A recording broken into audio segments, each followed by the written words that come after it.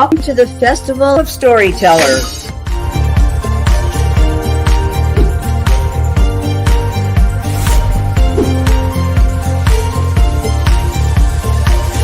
I thank everybody that's involved with this process because we know writers need readers and writers need publishers.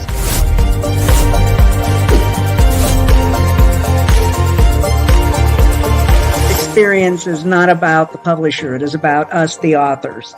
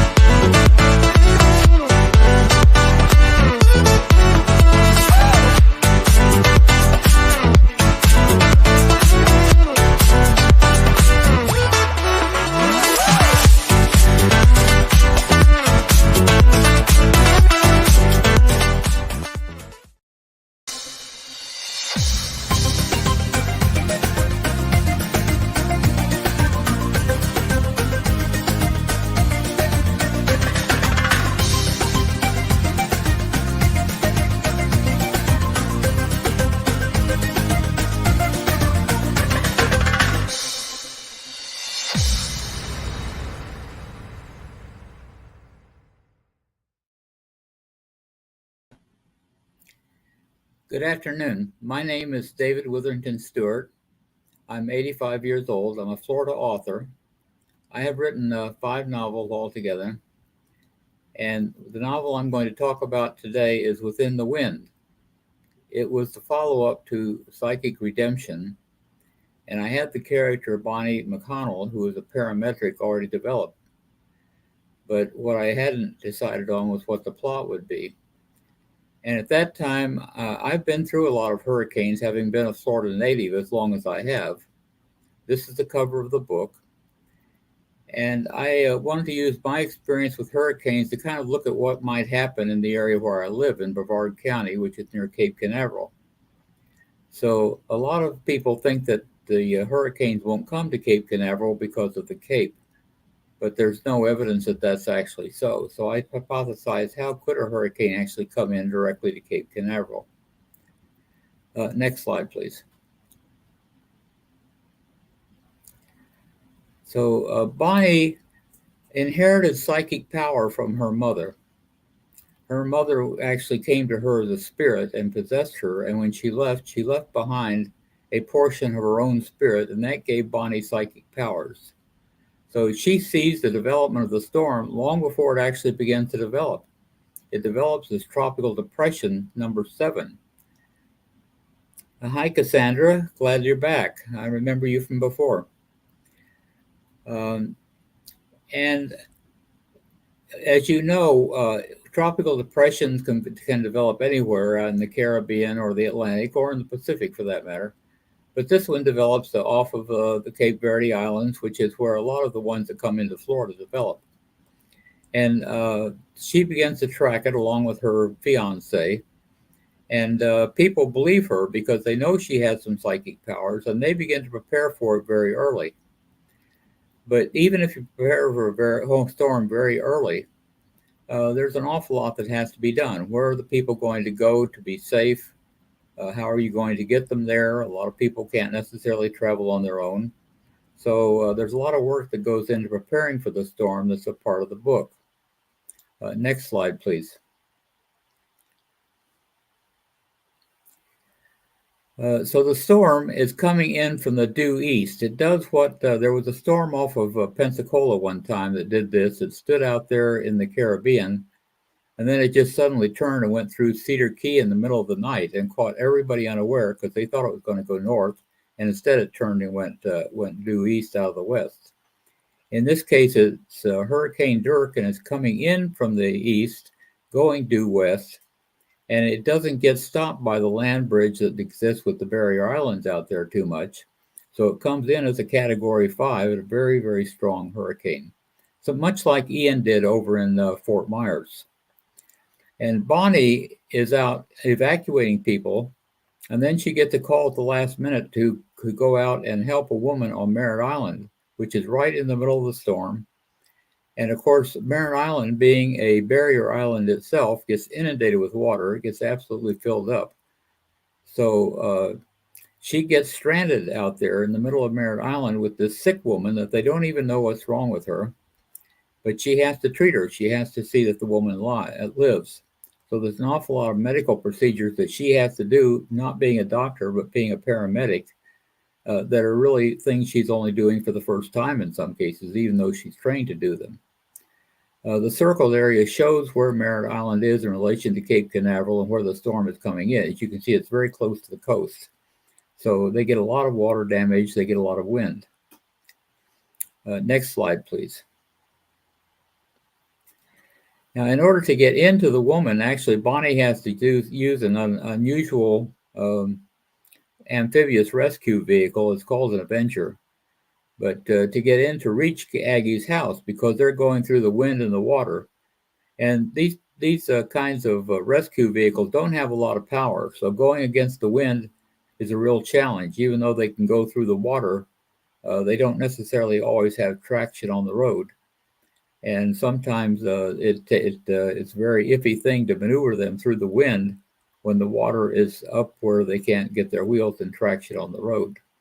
So they get this rescue vehicle into Aggie's house, and it's enough equipment to basically treat her, to put her on an oxygen supply, and to put her on to do a tracheotomy, which they have to do, and to basically try and keep her alive until the storm will subside and they can get her to a hospital. Next slide, please. Next slide, please. And in the middle of the storm, of course, they have a complication. Believe it or not, this happened to me during Hurricane Irma. I actually had a large tree limb come through the roof of my house, and we just got inundated with water, and we had to evacuate. We had to go stay in the shelter for 2 days. But anyway, the large tree falls on the house, and that complicates things even more because they have to try and keep electricity on from the generator while all this is going on. And they have to try and keep the water from filling up the house. It basically fills up the garage. And there are a lot of complications that come just from the storm itself while they're trying to treat this woman and while they're stranded out here in Merritt Island. Next slide, please. And what further complicates it even more is that it turns out that the spirit that Bonnie's daughter spirit left in her has actually captured the daughter of the spirit of the wind. And he comes, the spirit of the wind, riding with the hurricane. This is, of course, according to some Indian legends, the way it happens is that the spirit of the wind basically rides the hurricane on a big crow and basically causes the wind and causes the rain. But he comes to basically claim his daughter. And of course, everybody is amazed when this happens because they are not used to the spirit world. Bonnie is pretty much used to it. She went through a lot of this in psychic redemption, and the spirit world is not something that is strange to her. But it amazes everyone else who is with her. And of course, it complicates her quest to try and save this woman. And she basically pleads with the spirit of the wind to at least save the woman, and she will try and release the spirit. But the thing is, his daughter's spirit really doesn't want to leave the earthly connection. Love to hear the story. Well, yeah, and I'm going to keep telling it. So anyway, he does visit. Next slide, please.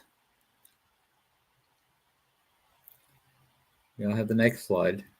Okay, so anyway, all through this, Aggie remains in a coma, and she comes very close to dying, all because they don't know exactly what they're treating. They don't have any medicine. They can't get any medicine out there. They treat her with Tenaflu, which is basically a virus medicine, and it is a virus, so it helps somewhat, but it doesn't really cure anything. but she doesn't need to have communications with the doctors back at the hospital during the storm. She's isolated. She does eventually get communications back, but not during the storm. Next slide, please. And when the storm has, really before it subsides, the hotelee, who is the hurricane spirit, convinces his daughter to leave Bonnie's soul and to basically join him in the happy hunting ground, more or less. And when Banna's spirit leaves Bonnie's soul, what happens is she loses her psychic powers. So she recognizes that when it happens. So there's an awful lot that's going on in the spirit world at the same time all this is going on in the physical world with the hurricane. Another thing that's happening during this time is that Bonnie's boss, who had to go out and investigate an industrial accident during the hurricane, they get their Hummer turned over and they end up in a drainage ditch upside down and can't get out of their vehicle. So she has to be rescued also. So there's a lot of action that goes on in this. I got reviews on the book, and basically the people that reviewed the book said what they really liked was the description, because an awful lot of it is about things peculiar to this area of Florida, and since I know it so well, I was able to describe it better than just someone coming in from the outside. This book, the end of it, where Aggie is still in the coma, and her husband, who is a member of the transnational crime syndicate, turns himself in. That's the beginning of my next book, which is Serious Consequences. So basically, Psychic Redemption, Within the Wind, and Serious Consequences are all tied together as a series, more or less. You can remove the PowerPoint, please. Thank you. One of the challenges in writing Within the Wind, there were several. How long did it take me to create the whole plot of this book? It really didn't take that long. It took about a year. But I had to do a lot of research in other ways. At this time was when the shuttle program was being phased out. And one of the things they do in the book is they use the vehicle assembly building as a shelter, because the vehicle assembly building was built to withstand the Category 5 hurricane. And it's very convenient to Merritt Island. So a lot of the people have been evacuated to the vehicle assembly building. And of course, there were workers at the vehicle assembly building that had buttoned it up. So there's kind of parallel activity going on there too. Another thing that I had to do a lot of research on was basically tracking the hurricane. How could it come in from the west? What happened to Bonnie after she lost her powers? Was she happy about losing it? It was kind of strange to her. She didn't expect it. She went back to the hospital as a paramedic. And since she had lost the power, and also because of other things that had happened to her, she really stops working with the emergency medical team, and she goes to work in the geriatrics ward, which she's been training for. So that's kind of a wrap up to the book, is when she transfers over to the geriatrics ward and the adjustment she has to make for that. The woman who's head of the geriatrics ward has been there forever. She's in her 70s, and she kind of takes Bonnie under her wing and introduces her, kind of her second in command in the geriatrics ward. So that's a part of the book also. But anyway, I had to do a lot of research on exactly how the hurricane would form, how it would get turned around to head back east out of the ocean, and then come back from the west into the east straight on, which it would almost have to do to maintain its Category 5 status and hit Cape Canaveral with a direct punch.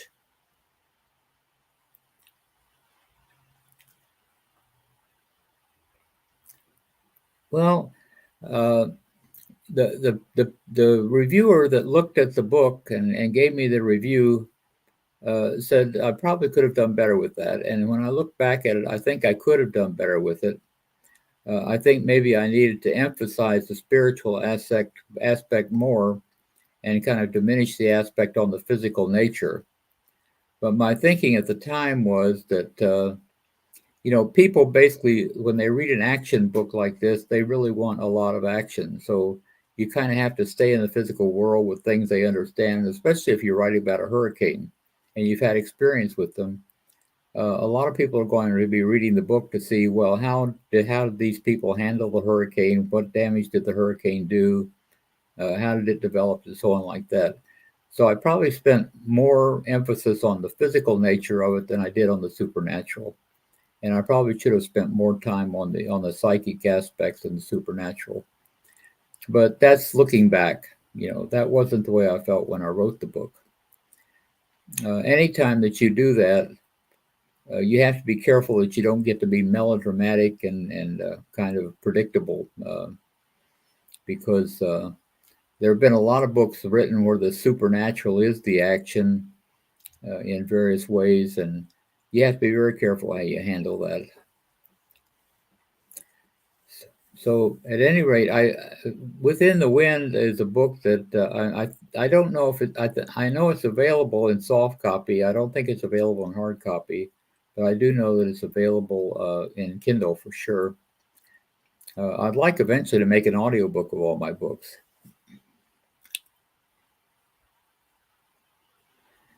How does she navigate the dual roles of protector and potential victim? And what impact does this have on the character's development? Uh, well, Bonnie has an interesting history. Uh, she was married before, and her husband and her son were killed in an automobile accident. And she became a paramedic because of what she saw happen to them during that accident.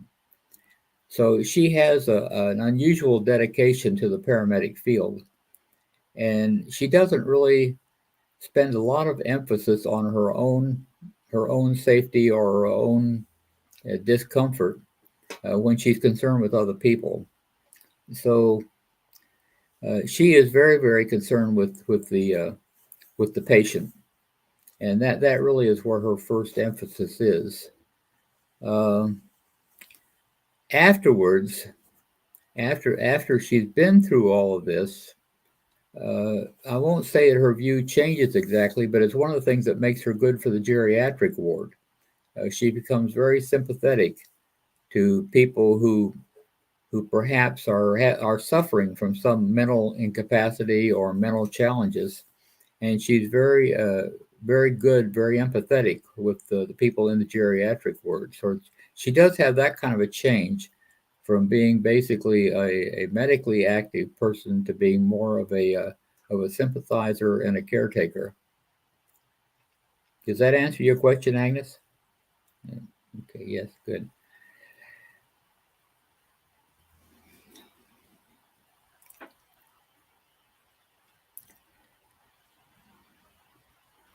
Uh, how did I stay motivated to continue the story? Well, well, once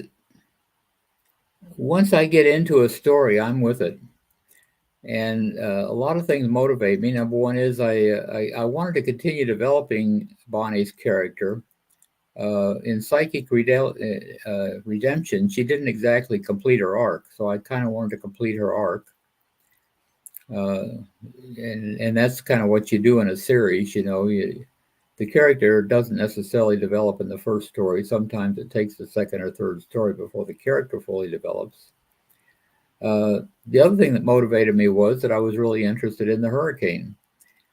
And if you want to see a simile, Hurricane Darian that was coming across, I followed it carefully because it was following somewhat the same path as Hurricane Dirk, except it got interstated with the Bahamas. It was the worst hurricane the Bahamas have suffered in 100 years. And the Bahamas weakened it enough that by the time it got to Florida, it wasn't as strong as Dirk was in the story that I wrote. But that was kind of the path that a hurricane would have to take in order to turn around and come back and go through Florida from a due west target, from a due west location.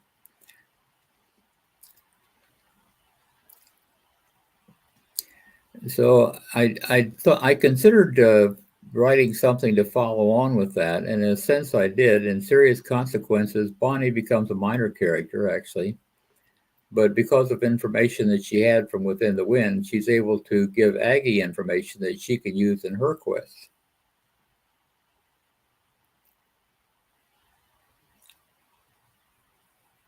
Most intriguing or unexpected, and how can they contribute the overall paranormal? What was most appealing? Well, I think all the research that I had to do on Native American lore. Florida has a lot of Native American history, including a lot of it that's been lost with the ice and the Cheyenne and some of the. There were 17 tribes in America when the Spaniards first came here. And all of those tribes ended up eventually becoming part of the Calusa, which went on down to Cuba with the Spaniards. So there's a lot of history in Florida, and some of it is still carried forward in other Indian mythology, but a lot of it's been lost. So I did a lot of research on what the Native American mythology might be and what I could use. And it's not truly authentic, but it has some elements of the authentic mythology.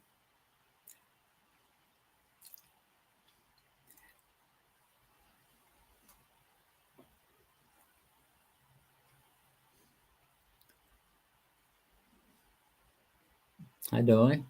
How did you create numerous dynamic characters for a single story and ensure none of them get reduced to extras? Well, I don't exactly try and do that. I generally try and write my stories about four main characters. And in this case, the four main characters are, of course, Bonnie and her boss, Rusty, who is kind of a confidant, and Ladamian, who is not her love interest, but it's the love interest, the husband actually of Aggie, who is a sick person. And really, the antagonist, of course, is the storm and the spirit of the wind. So it's a little bit different in that the main character, one of the main characters is a spirit, is the wind itself. And that it's not just a man against nature kind of a thing. It's really a man against the spiritual nature of nature. So I think it was kind of different to write it that way. I'm sure that would make an interesting theme for any other book to kind of look at the spiritual qualities of nature and figure out that it's not just man against the elements of nature, but man against the spirit of nature. I can think of a lot of interesting stories that could develop from that kind of a theme.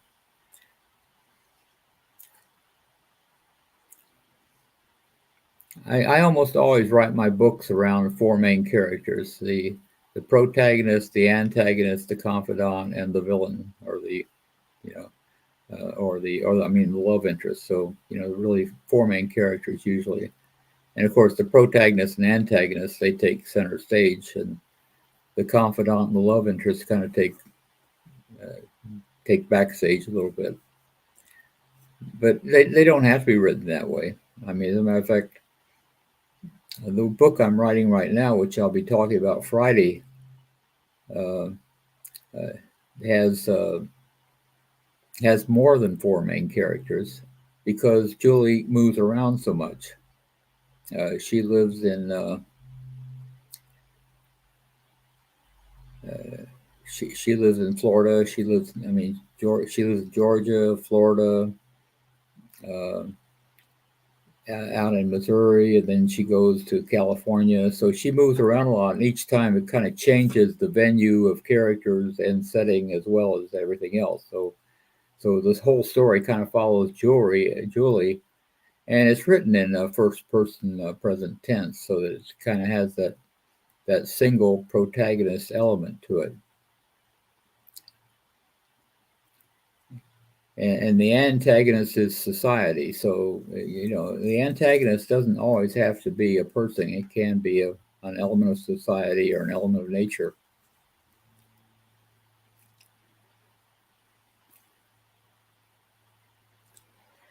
How does the environment influence the pacing, atmosphere, and overall mood of the narrative? Um, well, a lot, because the east coast of Florida, where I am in central Florida, is a little bit different than southern Florida. It's a little bit different than northern Florida. And I've lived all over Florida, so I understand this. Uh, you could compare it to Hurricane Andrew, except that the central Florida is much different than South Florida, where Andrew hit. And there's not a lot. It's kind of it's right in the middle of population density for Florida. Florida has about 7 very dense population areas, a lot of rural areas, but Brevard County and the Cape Canaveral and Cocoa Beach area is kind of right in the middle of the population density. So that made it a little bit different than some of the other hurricanes that have hit, because it wasn't hitting a rural area, it wasn't hitting an urban area, it was kind of hitting a place that was in between. Now that's one thing. So there's a lot of animal goings on, because Merritt Island Wildlife Refuge, the St. Johns River, places like that. Um, and the mood of the narrative, well, of course, the narrative gets narrowed because of the isolation that Bonnie experiences getting stuck out in the middle of Merritt Island. She has 2 helpers with her, and then also 2 interns. So there is narrative, but the narrative is not as broad as between her and Rusty and her and her husband, or actually her fiance. They get married later on. But it is between characters who don't know one another as well. They're not as intimate. So I think that lack of intimacy kind of makes the narrative a little bit different. Usually we think of narrative between people who know one another pretty well, but in this case, that's not necessarily true.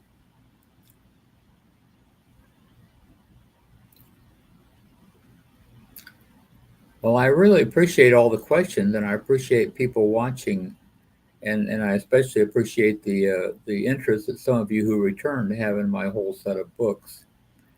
All of my books can be found on my website, and most of them are on. I think all of them are available on Amazon. Most of them are available through Reader's Magnet or Barnes and Noble. What are my inspirations in writing this book? Well, number one is I wanted to show Bonnie in a circumstance that a paramedic might find herself in. I'm fascinated by the character, because so often you see detectives or lawyers or doctors or people like that are not really what I would call down in the mud, hands-on workers so much. But a paramedic is, they're blue collar for all practical purposes. They have to have a lot of different skills. They have to be very innovative, and yet it isn't your standard run-of-the-mill kind of a detective story or a thriller story or so on like that. It's a different kind of approach, and I was really fascinated with showing that aspect of Bonnie's character. Do I have a favorite character on your book, and if yes, who would it be? Well, I kind of like Rusty. Rusty is Bonnie's boss, but she also is she's a Cajun gal. She came out of Louisiana, and she actually went through Hurricane Katrina. So her experience with Katrina is very helpful in facing this Hurricane Dirk. But she's got a very distinct language, a very distinct way of talking, a very distinct way of seeing things, very down to earth. And I kind of like her. And even when they get turned upside down in their vehicle and it's flooding with water, she keeps her head about her. So I'm very fond of Rusty. Of course, I also like Aggie, but Aggie's in a coma most of the time, so Aggie really doesn't get to show her character until serious consequences. I also like the woman that Aggie goes to work for in the geriatrics ward, because she's an experienced person, a very religious, someone who cares a lot about people, and who teaches Bonnie an awful lot about how to have empathy with older people and take care of their needs.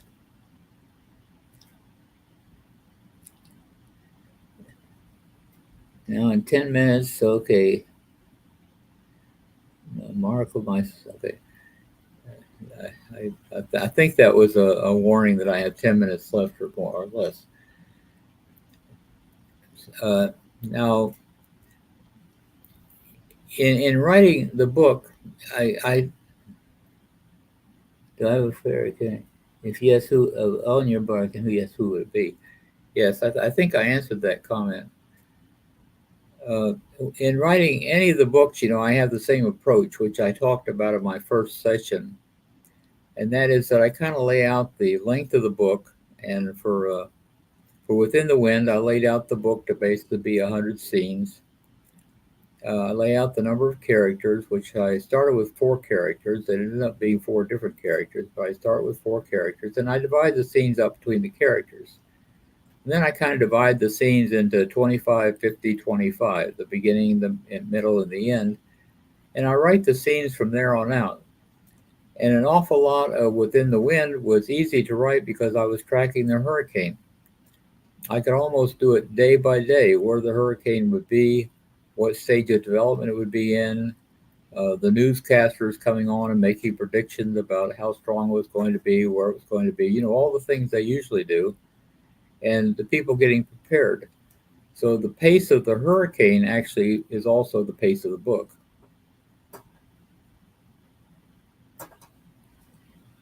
Is it hard for me to write a story with lots of characters? Actually, it's hard the other way around. It's hard for me to cut the number of characters down to what's reasonable with the reader, and to not to go over. And, and I think I'm just about running out of time here, so I don't want to go on too long. But no, the number of characters, the main thing I have to do is figure out who are the main characters and how am I going to use them. I do have minor characters, a lot of them that come in, and particularly like in my last book, Angel of Mortality, quite a few. But mostly I give a description and a place and what they do, and I don't try and dwell on the minor characters as much as I do the main characters, because I think the reader loses track of what's going on if you have too many characters who take the mainstream. I think most of them have to remain in the background, except for the protagonist, the antagonist, and the love interest and the confidant. 32 minutes on my live session. Okay, I'm going to have to sign off. So I thank everyone for watching. And please come back on Friday. I'll be talking about my book, Julie's Story. And you can look for my books on my website or on Barnes & Noble, on Reader's Magnet, or on Amazon. Thank you very much for watching. I'll sign off now.